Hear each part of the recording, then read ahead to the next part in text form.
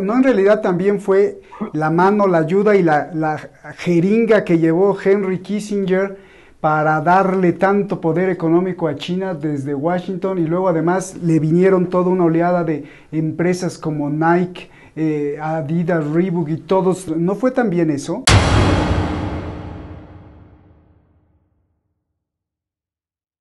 ¿No fue también eso? O sea, ¿no fue también una doble maña de otra parte que a lo mejor ahora se convirtió en el high-tech, como dice Francisco Coloane, de haberle inyectado capital sionista a China? O sea, no solo fue esa estrategia, sino también el capital del sionismo. La soberbia de los occidentales fue creer que podían hacer con la República Popular China lo que terminaron haciendo con la Unión Soviética. Japón, Y eso lo han o con aprendido, y eso lo Japón. han aprendido muy bien los del Partido Comunista Chino. El Partido Comunista Chino está por encima del ejército y ha sabido aunar un concepto de clase transversal en el cual hay empresarios a los cuales se les invita desde después de Deng Xiaoping a pertenecer y estar en el Partido Comunista Chino, y además reconocer que existe lucha de clases todavía en China porque no se ha llegado al comunismo. Es una sociedad socialista en transición. Y los puntos fuertes y los puntos débiles, pues diría, el punto débil que ha tenido hasta ahora era que la acumulación del gran capital extranjero era dependiente de este capital extranjero, y digo hasta ahora porque lo que se ha logrado China es, aparte de la acumulación primitiva de capital, una acumulación autónoma.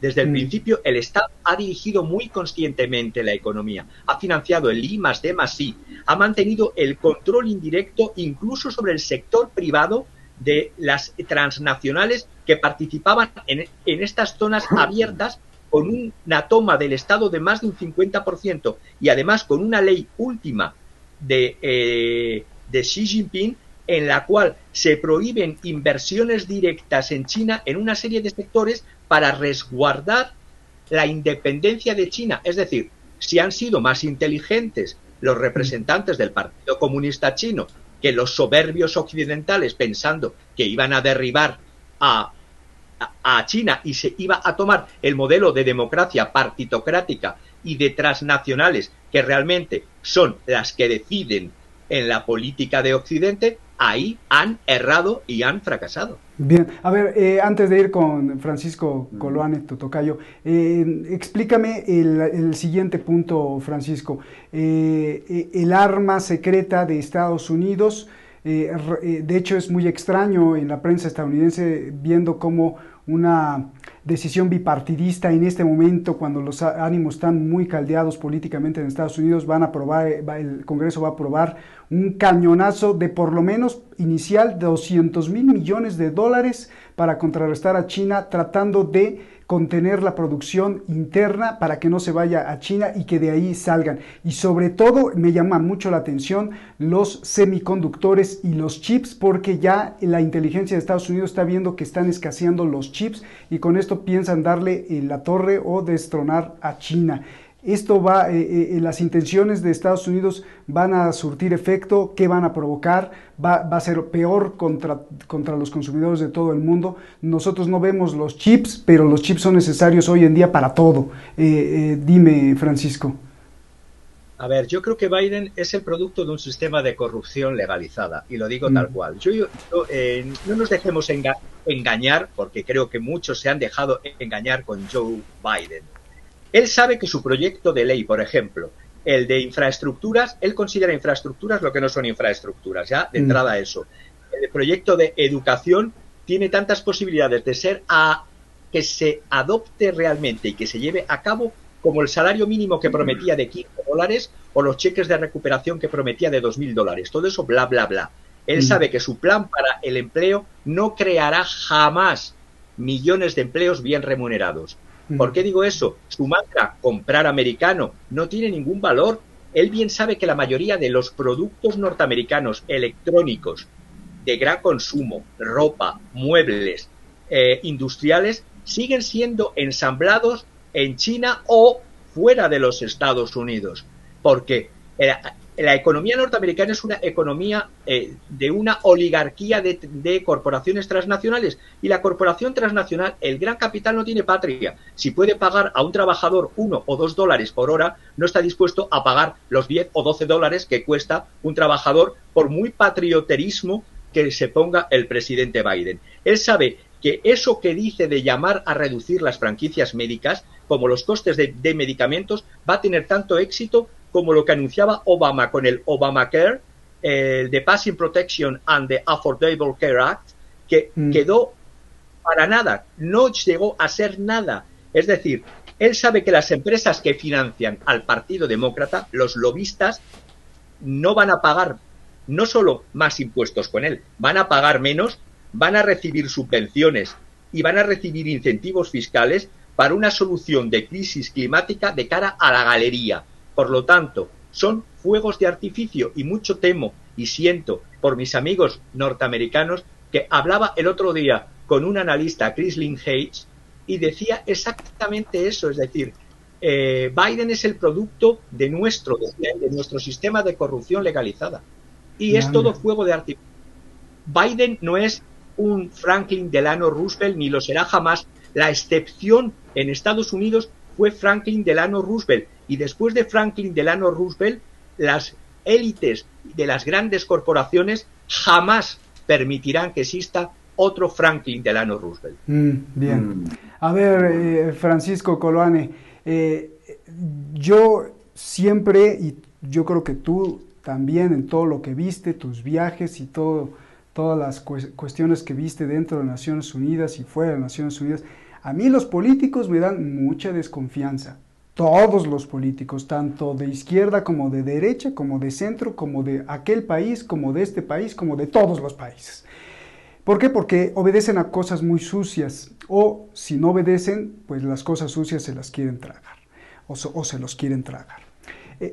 Bajo este punto, yo te pregunto, Francisco, ¿qué tan honesta es la visión de un nuevo imperialismo, poder o bloque que contrarreste al imperialismo anglosajón?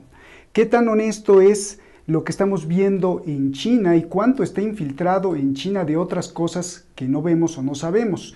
Y lo pregunto porque, ¿qué es lo que estamos viendo en China? ¿Socialismo, capitalismo, comunismo? Cuando hay millonarios estratosféricos, varios millonarios como los de Alibaba, como los millonarios de la tecnología. ¿Eso es comunismo? No entiendo, explícame.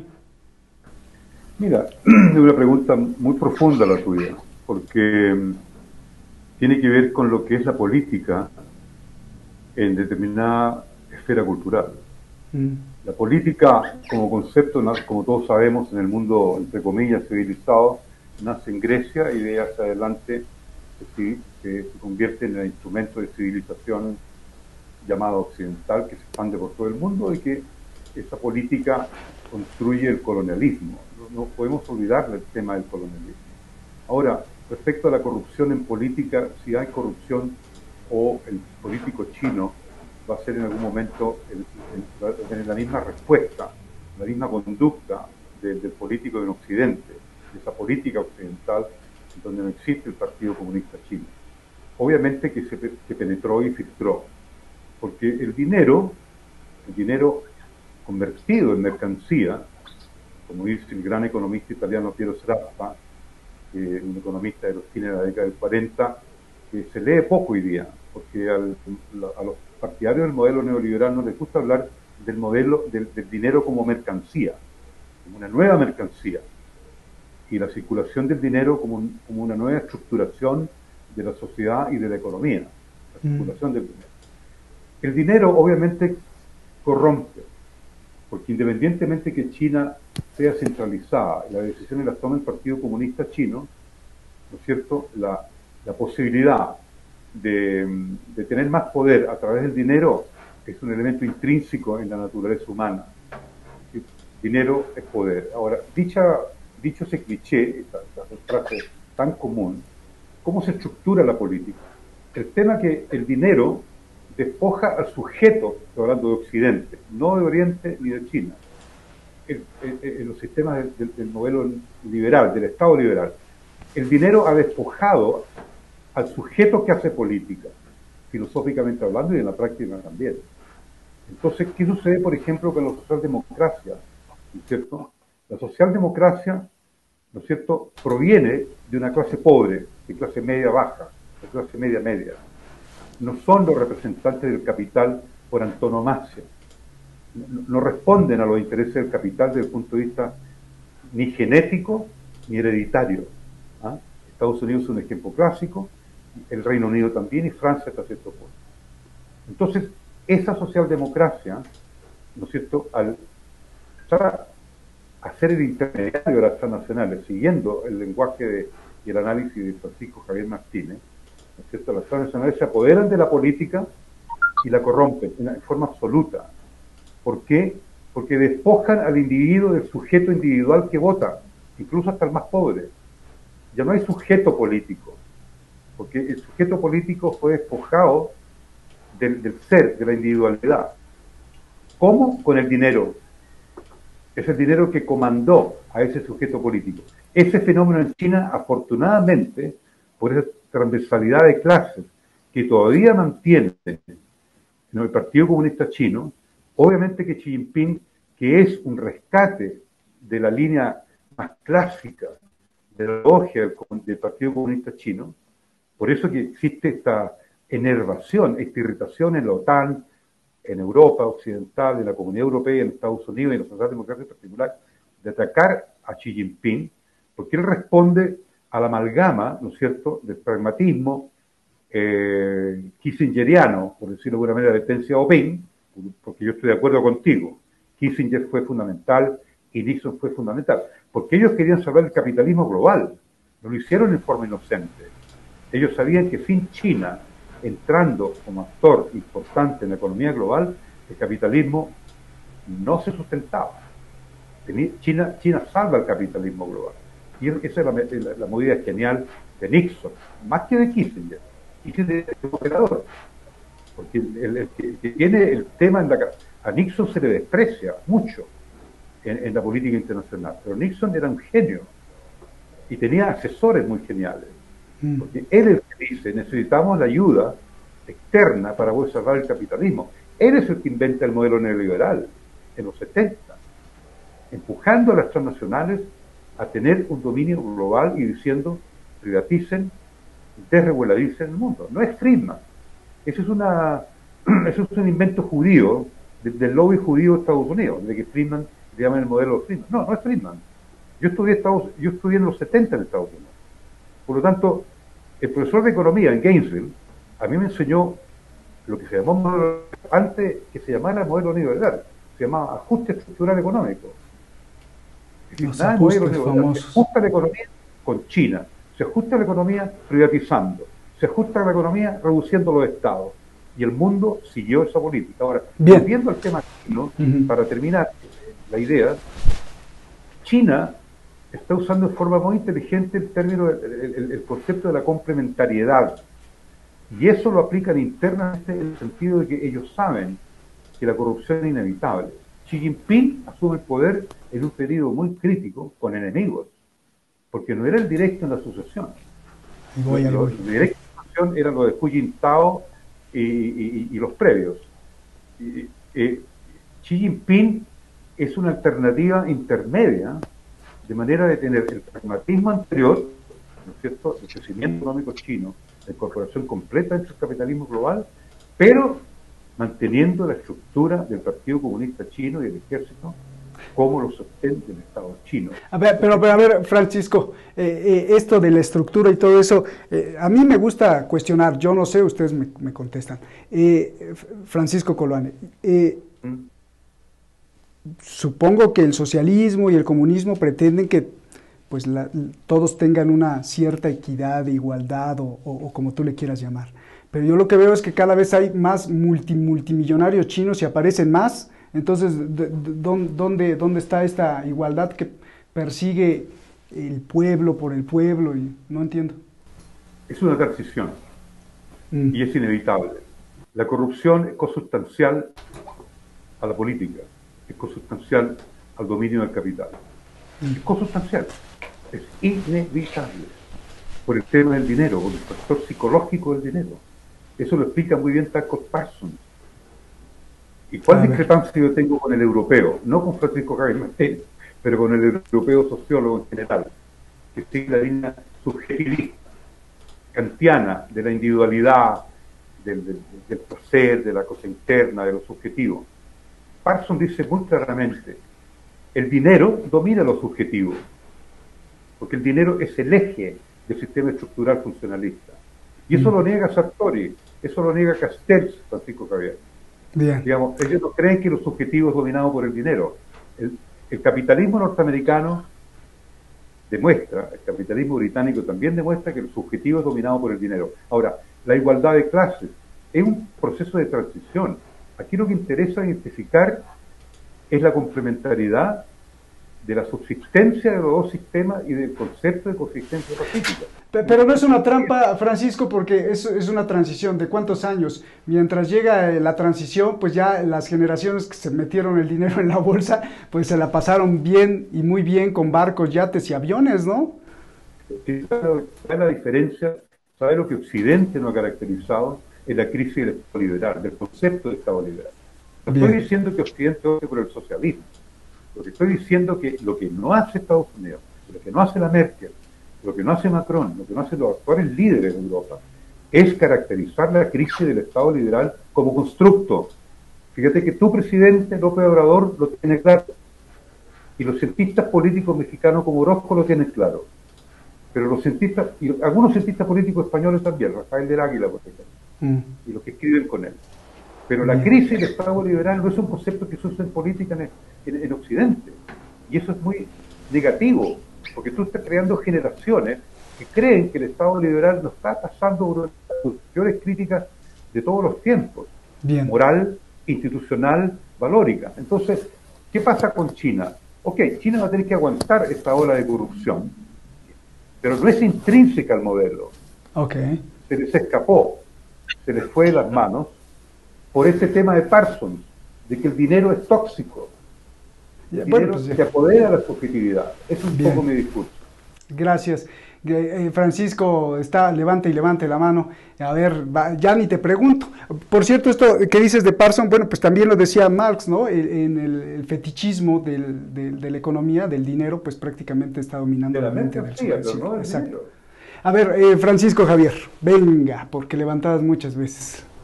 Justamente tuve la suerte de discutir en encuentros de estudiante con Giovanni Sartori, que yo no compartía lo que pensaba Giovanni Sartori. Además, el concepto de alienación tan olvidado en Occidente y que los anglosajones todavía saben manejar, el concepto alemán, por cierto, de Marx, de doble concepto de alienación, es el Entäuserung y el otro no me acuerdo en alemán, Entäuserung, Entfremdung. Ese doble concepto, ¿qué quiere decir? En relación a que el sujeto deja de ser sujeto. Pero en China no ese es el problema. Repito, la estructura de China es una estructura de marxismo-leninismo, el pensamiento de Mao Zedong, la teoría de Deng Xiaoping, el pensamiento de la triple representatividad. ¿Qué es eso que en chino es la Sanghe Dai Biao? Que se incluyen a los capitalistas y a empresarios privados en el Partido Comunista Chino. Temporalmente son fuerzas productivas, hombres de negocio, digo temporalmente, pero no en el concepto de la nueva política económica de Lenin de los años 20, no. Para el concepto del marxismo chino, la revolución es permanente y la lucha de clases todavía es reconocida y permanente. Todavía hay clases y se dijo, por último, estoy viendo un recorte del Diario del Pueblo de enero del 2017, donde se decía y se señalaba que en julio del 2017 había 1.400 millones de chinos, de los cuales 72 millones, de esos 1.400, 72 millones solo eran personas ricas, 48 millones, sepamos quiénes son, 48 millones de personas, directivos o técnicos de corporaciones transnacionales privadas instaladas en China, y 14 de organizaciones intermedias. 11 trabajadores, por así decirlo, emprendedores autónomos o independientes, y el resto eran nuevos medios. Pero estamos hablando de un total de población de 1.400 millones, 72 millones total de personas, que de momento, y digo de momento, en ese concepto de materialismo dialéctico chino, de momento son admitidos. Son admitidos porque la acumulación de capital se requiere para el desarrollo, porque no olvidemos que China ha pasado y ha quemado etapas desde una etapa prefeudal a ser la China del siglo XXI. Y cuando me hablabais de de la crisis de los semiconductores y de la crisis que está teniendo Occidente, es que China se ha hecho con los contenedores en plena crisis, con la mayor parte de contenedores marítimos que antes se podían obtener a 8.000 o 10.000 dólares contenedor, ahora China los pone a disposición de quienes se los quieran comprar o mejor dicho, alquilar con la friolera de 10.000 de 12.000 a 14.000, más cerca de los 14.000 dólares, sin tener en cuenta el contenido interno, los fletes y todos los gastos de transporte. Por lo tanto, China está actuando muy inteligentemente, utilizando por una parte en los dos sistemas. En el sistema capitalista están dando lecciones a los propios capitalistas, pero sin olvidar que el sistema chino, repito, es marxista-leninista y además una mezcla de materialismo dialéctico marxista con cultura tradicional china, cosa que, y con la experiencia además de cómo no van a hacer que en China haya un Boris Yeltsin cualquiera. Por eso, en el momento en que llegó Xi Jinping, que fue nombrado creo que en el 2012, y en su discurso de apertura en el del 2017, en el 19º Congreso del Partido Comunista, allí claramente se ha colocado como una de las figuras ya legendarias de China, que son Mao Zedong o Mao Zedong, Deng Xiaoping y él. Y la doctrina de él se puede muy bien leer, que está traducida en español, en 3 volúmenes, en un libro llamado Libros The Governance of China, la gobernación y la administración de China, donde se ve claramente cómo todas las fases que está preveyendo para la transición, y yo creo que en el 2050 ya estarían mucho más cerca, porque China está logrando primero el dominio absoluto de Asia, la autosuficiencia y ser ahora ya exportadores de capital del planeta. Bien, oye Francisco, a ver, varios puntos, y esto también Francisco Coloane también se lo voy a preguntar. Uno, ya nos hablaste de por qué el expansionismo, bueno, el poder económico de China, ya nos hablaste de la historia, ya nos hablaron de la reina de Asia, pero dos cosas, ¿qué con Rusia? Y justo iniciamos con este video de 2 cantantes que no existen, que son virtuales y que se lo están mandando a todos los jovencitos prácticamente del mundo, pero que ya no viene en inglés, sino viene en chino y en ruso, advirtiendo de que se van a unir estas naciones para hacer la conquista de, bueno, pues de todo, ¿no? Del espacio y todo. ¿Qué onda con Rusia? Ese es un punto.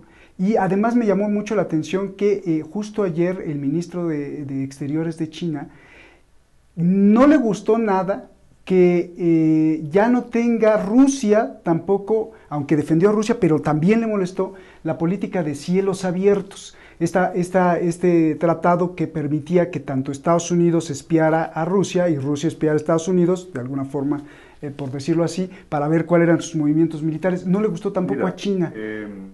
Sí. Venga. ¿Puedo responder? Sí, claro, por supuesto. Mira, el tema, yo sigo la línea de Francisco Javier de forma bastante rigurosa, creo que es muy buena, muy contribuyente, contribuye mucho. Sin embargo, el tema del poder hay que verlo siempre desde el punto de vista de la estrategia militar.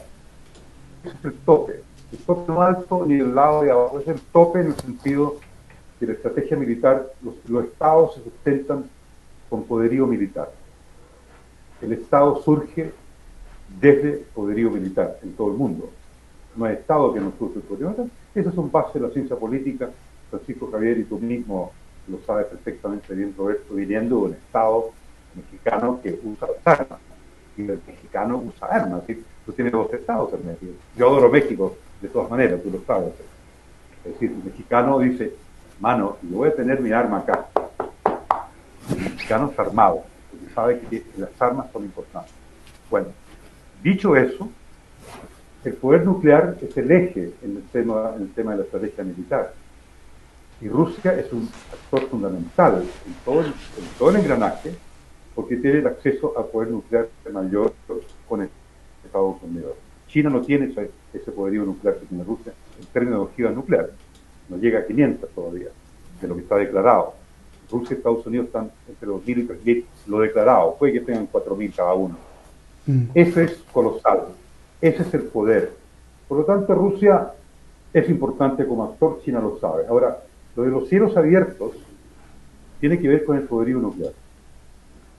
Tiene que ver no solamente con la investigación espacial, con lo satelital, con las comunicaciones, tiene que ver quién vuela y con qué se vuela y cómo se vuela, cómo se usa el aire.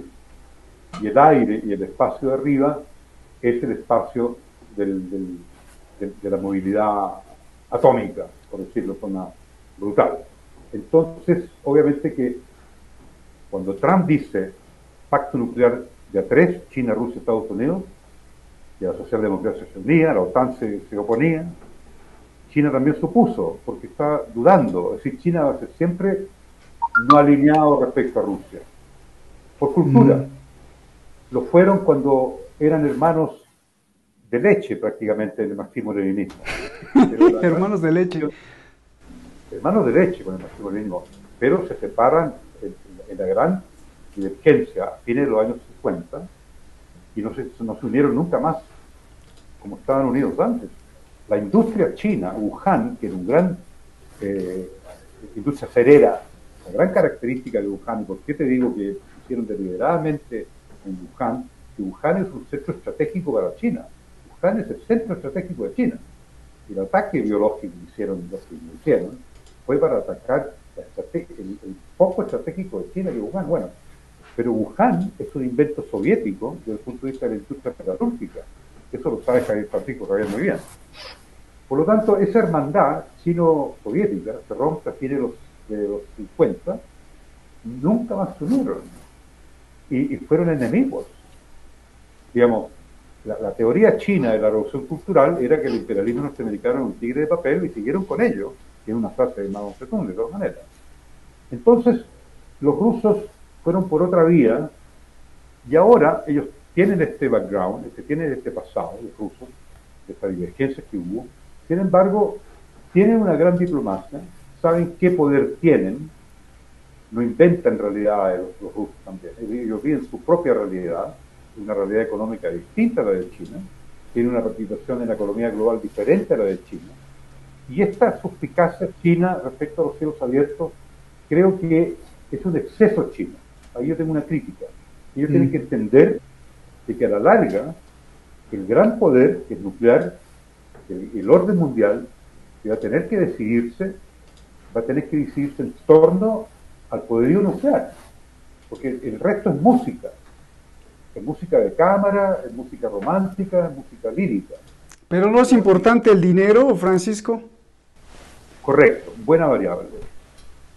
Los chinos piensan de que hoy día el dinero podría tener tanta relevancia en el manejo, en la gobernabilidad, en la estructuración de sociedades, en unir sociedad con Estado, el dinero, ¿no es cierto?, tiene tanta trascendencia respecto a este punto de mira que es el poderío nuclear, que no genera dinero.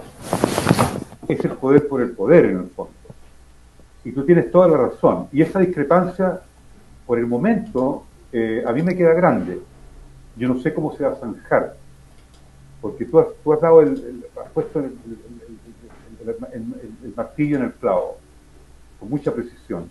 El dinero equipara, ¿no es cierto? La pregunta es una pregunta. Equipara el tema del todo o nada, ahora o nunca, del poderío nuclear. Eso está por verse. Ahora, yo creo que los rusos van a ceder finalmente. la gravitación... ¿Ceder ante China o ceder ante Estados Unidos? Ante China, nunca ante Estados Unidos.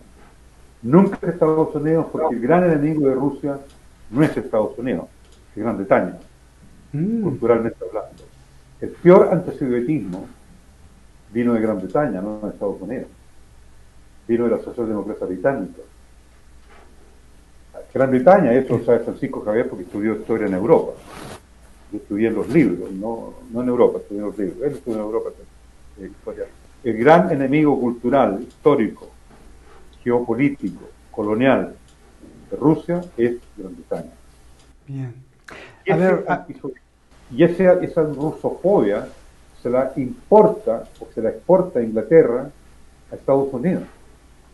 El norteamericano, el republicano clásico de la época de Reagan, no era antisoviético. Los grandes potentados agrícolas de Estados Unidos hacían negocio con la agricultura soviética.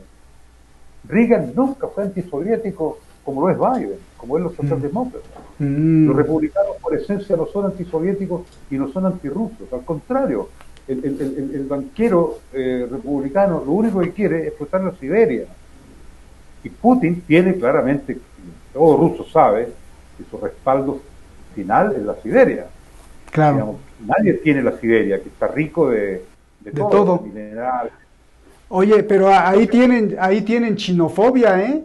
Porque yo recuerdo muy bien cómo incluso Putin mandó poner, tiene cuidadita la frontera con China, que sobran chinos para su territorio chino y faltan habitantes para Siberia.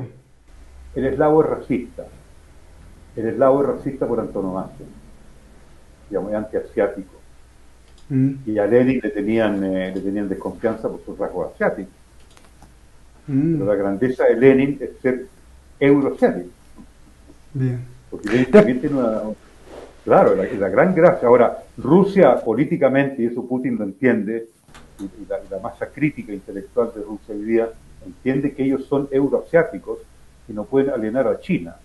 Y los chinos tienen que entender, de todas maneras, de que mientras ellos no lleguen a tener el poderío nuclear de Rusia, ellos van a tener que ser, ¿no es cierto?, partícipes en esta dualidad de poder que es Estados Unidos y Rusia. Ahora, Europa occidental, la Europa comunitaria, me parece, quiere disolver esta dualidad ruso-estadounidense respecto al poderío nuclear. Yo lo entiendo, es un tema de poder. Pero yo te digo una cosa, esa dualidad es la que mantiene un poco, nos libera del holocausto nuclear global. Porque todo lo que ocurre en la mezanina, en el intermedio, mezanina es un concepto que aprendí en Italia, con un italiano, que no es ni primer piso ni piano terra, mezanina. Y lo que pasa en la mezanina no decide nada. ¿No es así, Francisco Javier? Ahí venden las palomitas de maíz en el mezanín de los teatros, ¿no? Segundo piso o en el piano terra. ¿Ah? Y quien lo sabe muy claro es López Obrador, que no ha sido derrotado, dicho sea de paso, ¿ah? Tuvo un triunfo, perdóname que te diga. Bueno, Kamala Harris anda por aquí, por el Palacio Nacional. A ver, puedo decir, Francisco Javier y Francisco Colane, que nos sentimos nosotros, yo y los que están viendo el programa, los que los están viendo ustedes, que estamos en una cátedra no maestría, de una cátedra doctoral, porque verdaderamente esto es fascinante. Francisco Colane, Francisco Javier, levantabas las manos muchas veces, otra vez, venga la artillería, y te tengo una pregunta importante, por favor. Rápido, telegráficamente, primero, el término mezzanine, lo comparto con Colane totalmente. Donde es importante solo es en operaciones financieras, la mezzanine... Perdón, cada vez que lo dijo, ¿te recuerdas Andrea Goria, el ministro de Hacienda italiano de la década del 90, Andrea Goria, el que salva la economía italiana, él lo inventó. Exactamente, el término mezzanine solo es importante en finanzas, en determinado tipo de operaciones financieras. En el resto, como tú lo has dicho, en cuanto a esa especie de racismo eslavo, es real. Si cogemos a los grandes autores tradicionales, pensadores estrategas y geopolíticos rusos, como puede ser Nikolai Berdyaev, como pueden ser Soloviev, son grandes amarillofóbicos, por así decirlo. pero es que incluso Lenin era mirado así con un ojo retorcido porque era un tártaro para lo que eran o era un oriental para lo que era el resto de rusos. Desde el punto de vista de los occidentales, repito, como la soberbia es lo peor que puede tener Occidente, han sido tan estúpidos que han hecho que dos enemigos tradicionales, ya desde la época del enfrentamiento entre Stalin y Mao Zedong, han hecho que dos se hagan ahora matrimonio de conveniencia y cada vez más fuerte. La reunión que van a tener el día 14, donde está Biden, donde está Jens Stoltenberg, en reunión de la OTAN, es el pánico que tienen a esta unión cada vez más profunda de este matrimonio de conveniencia. Y lo que decíais de lo de las armas nucleares, pues para que veáis la diferencia que existía y existe todavía entre la Federación Rusa y la República Popular China, es que cuando yo estudiaba en Holanda y todavía están vigentes, hay un acuerdo para exportación de armas convencionales y de cuidado de bienes y tecnologías de doble uso que se llaman los acuerdos de Wassenaar. Wassenaar es un barrio de La Haya, donde yo estudiaba en el Tribunal de La Haya, y esos llamados acuerdos de Wassenaar los han firmado 42 países, pero no los ha firmado ni China ni lo ha firmado Israel. Y ese es el tema. Cuando se decía por parte de Trump que tenía que haber un acuerdo para temas nucleares a tres, decía una gran verdad. A tres: China, Rusia y Estados Unidos, ¿no? Es un avance. Pues entonces a lo mejor, Francisco, los dos, a lo mejor este matrimonio por conveniencia lo están haciendo a propósito para que un día haya un divorcio brutal y entonces quien terminen peleándose sean Rusia y China. ¿No lo crees así, Francisco? Digo, los mañosos son muy mañosos en Londres. ¿Me dices a mí?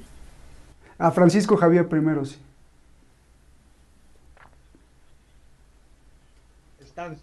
Para poner... Esto pasa en las mejores familias. Me estaba quedando sin batería. Entonces, bien. Si me vuelves a hacer pues la pregunta, por favor. Que probablemente, o sea, China e Israel no han firmado esos tratados que tú dices. Bueno, ¿y qué tal? Lo dije la otra vez pasada, como una hipótesis muy vaga, no sé, a lo mejor es imposible, una tontería lo que estoy diciendo, pero si los diseñadores de esta cosa maquiavélica hayan inventado o hayan aventado a Rusia y a China para que se junten, sean matrimonio y después venga el divorcio brutal y termine peleándose Rusia contra China y los otros no se ensucien las manos, porque así se cuecen las cosas en Londres. Eso Javier. Es lo que desde Londres, y tengo muy buena información, eso es lo que desde Londres se está intentando, pero creo realmente que lo tienen difícil. Es tal la necesidad y la complementariedad que tienen ambos ahora que no creo que durante un larguísimo tiempo vaya a haber una ruptura. Se necesitan misiles y se necesitan armas de alta tecnología rusas y se necesita dinero chino. Bien, ya vamos a acabar porque ya nos fuimos muy largos. Francisco, lo que querías decir antes de hacerte la pregunta, por favor. Coloane. No, mira, yo creo que tiene que haber un regreso de Donald Trump. Estoy diciendo una barbaridad para algunos, pero el equipo que tiene Trump respecto precisamente al tema del poder nuclear y a la complementariedad y traer a China al circuito de los tres, después va a tener que sumarse Europa, Gran Bretaña, Reino Unido. Por ahí va, es decir, es paz y prosperidad. Es decir, es una cuestión republicana muy básica. Hay que conocer la esencia del republicano. Quiere negocios y paz. No quiere líos.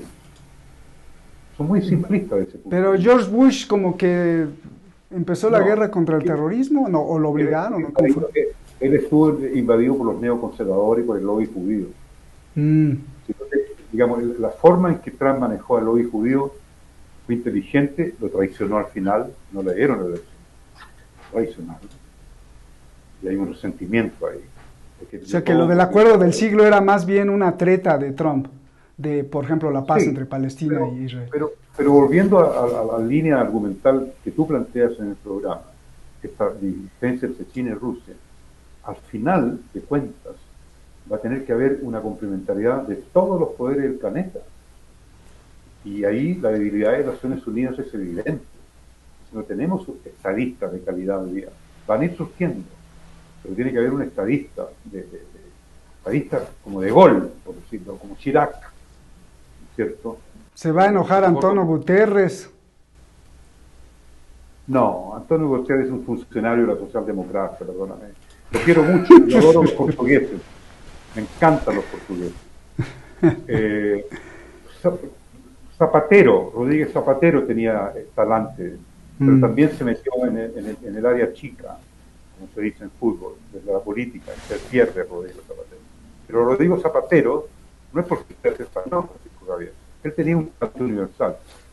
Craxi, sin haber entrado en los temas de corrupción, tenía esa dimensión.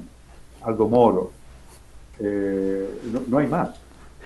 Francisco Coloane, tu conclusión, ¿para dónde, qué nos va a pasar? Bueno, América Latina ya con lo de las armas que dijiste, pues América Latina se va a tener que quedar viendo igual que Iberoamérica y España, porque quien tiene el arma nuclear es el bueno, ¿no? Pero ¿qué va a pasar? ¿Va a haber paz? ¿Va a haber...? Sí.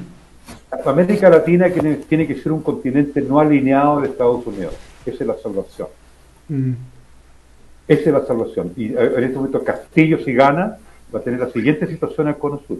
Castillo, Jadwe, un palestino presidente en Chile. Ojalá. Pero dices que la socialdemocracia está más sucia que... La socialdemocracia va a evitar que Jadwe venza, de todas maneras.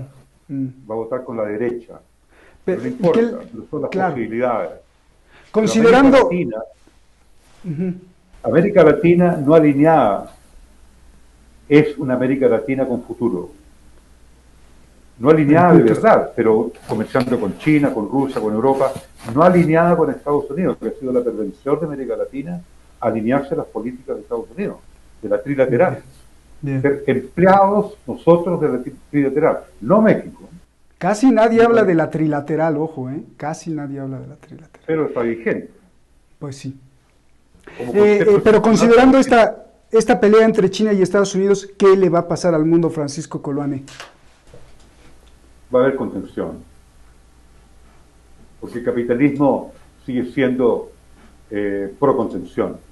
No, el capitalismo de verdad, no el capitalismo de la manufactura, el capitalismo de la agricultura, el capitalismo de la industria forestal, el capitalismo manufacturero no está por un holocausto nuclear. La locura viene de Tesla, no viene de los manufactureros, no viene de los petroleros, no. Los petroleros te contaminarán el aire. Hasta los árabes sauditas te contaminarán el aire. Pero Tesla se quiere ir del planeta, ya tiene muchas naves espaciales. Bueno, no, aquí el tema es volver a la economía clásica para salvar el capitalismo. ¿No es así, Francisco Javier? Bien. Totalmente. El neoclasicismo. Volver lo que quiero decir, a lo que es la base del capitalismo originario, pero yo me temo que ya le han ganado el pulso los financiaristas, los que hacen de la ganancia del capital por el capital y nada que tenga que ver con la industria real, con los servicios reales, con la agricultura, con la ganadería, con la pesca. Eso hay que revertirlo. No sí, pero yo mucho es el gran derrotado. Francisco Javier, High Power es el gran derrotado, el High Tech Power es el gran derrotado con la pandemia. Era pan para hoy, hambre para mañana. Porque va a regresar el capitalismo productivo. Occidente necesita líderes y realmente, tú bien lo decías, un Charles de Gaulle o similar hoy día es muy, por no decir imposible, encontrarlo. Si no encontramos líderes de esa altura, a nivel de la Unión Europea, por ejemplo, yo haría que la Unión Europea retomase ese viejo plan de Charles de Gaulle de la Comunidad Europea de Defensa, que estuviese tanto desligada de la OTAN como quería que estuviese desligada del Pacto de Varsovia. Eso realmente no se logró, y a la muerte de Gaulle y por supuesto con los presidentes que hay ahora, bailan a la pandereta que quieren los otanistas y no dejan de ser, como no me canso de decir, utilizando ese término de la obra de Bertolt Brecht, la putain respectueuse, que ha dejado de ser respectueuse y es irrespectueuse. Es la puta irrespetuosa. virtuosa, y ese es el papel que tiene Europa últimamente. Por desgracia, porque soy europeo y vivo en Europa. Oye, Francisco, ya nos vamos, tu conclusión, y para tu conclusión yo te voy a preguntar, como muchos nos preguntan en el programa, ¿y quiénes son los buenos y quiénes son los malos? Es decir, ¿qué imperialismo es el mejor o el bueno, el anglosajón de Estados Unidos o el que se ve venir de China, Francisco Javier? Ningún imperialismo. Si por imperialismo entendemos el dominio y el control de los recursos de la soberanía de un país, del control de la política de un país, de la economía, de los servicios, de todo lo que significa la producción, independencia, por lo tanto, todo lo que signifique, si eso es imperialismo, ningún imperialismo es bueno, porque parte de no considerar al otro como un igual, sino un instrumento de explotación. Gracias, gracias. ¿Y qué le va a pasar al mundo? A ver, Francisco Coloane, porque asistí a unas papelerías y bueno, es que no hay nada de Chile, ni de Perú, ni de México, no, todo dice Made in China. Mira, para seguir que ningún imperialismo, el único imperialismo que todavía existe es una cosa lingüística, es el imperialismo de la lengua británica, que es el inglés. China nunca va a acceder a ese nivel. Y el gran peligro del imperialismo clásico, digamos, que es anglosajón, no es europeo continental, es anglosajón, no es francés, no es español, no es portugués, es anglosajón. Ese es el peligro, que Gran Bretaña y Estados Unidos que sigan con el tema del dominio de la Antártica, de los polos árticos, del polo antártico, es decir, con esa arrogancia que da la lengua, que es la lengua franca del mundo, y la moneda franca del mundo, el dólar. Y el Brexit también es una aproximación de Johnson a recuperar el tema colonial. Se sienten libres de la Comunidad Europea. Ahora los británicos, libres de la Comunidad Europea, pues es colonialista como antes. Eso es el peligro. China no. China no es peligro imperialista de China por el tema de la lengua. La lengua Han ya se expandió dentro del Asia, en China, no se va a expandir en el mundo. Es muy complejo aprender el idioma Han. Pues muchas gracias. Gracias a ustedes. Gracias a los dos, Francisco Coloane, Francisco Javier. Masterclass se queda corto, esto es Doctor Class. Gracias a los dos, y permítame usted acabar con esta reflexión. Yo no sé si estén de acuerdo Francisco Javier y Francisco Coloane, pero yo creo que sí debería de haber un gran imperialismo y que todos lo pudiéramos construir. El imperialismo del perdón, el imperialismo del amor, el imperialismo de ver al otro como mi hermano. Eso es verdaderamente importante. Usted va a decir, bueno, esto parece muy barroco, muy cursi. No, porque si nosotros como seres humanos llegamos a esa parte, a ese nivel en donde veo al otro como la posibilidad de expresarme, como la posibilidad de ser, cuando esté tentado a aventar una bomba, a sancionar a alguien, cuando esté tentado a financiar por debajo del agua, a escondidas, a un grupo terrorista,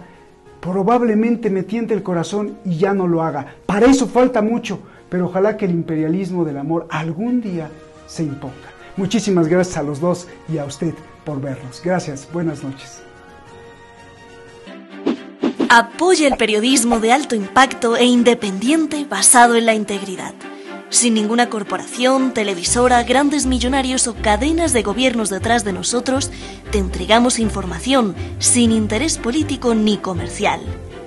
Por ello, tu contribución significa mucho y hace la diferencia, sea pequeña o grande. Apóyanos en PayPal desde $1, peso, quetzal, sol o lempira.